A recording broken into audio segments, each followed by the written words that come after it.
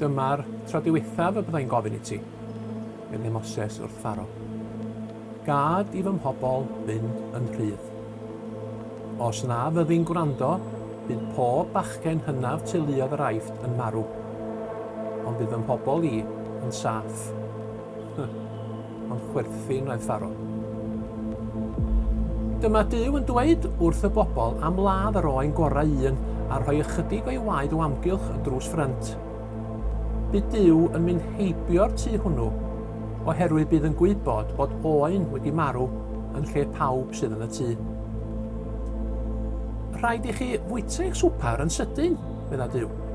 Cig oen wedi'i rostio, bara heb ddurym a llysiau chwerw. Bydd hon yn noson arbennig iawn, meddai Moses.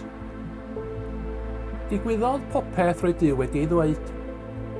Lladdwyd meibion cyntaf pob teulu gan gynnwys mab y Pharo. Ond roedd pobl Dduw yn saff. Ewch o yma ar unwaith da chi, meddai Pharo.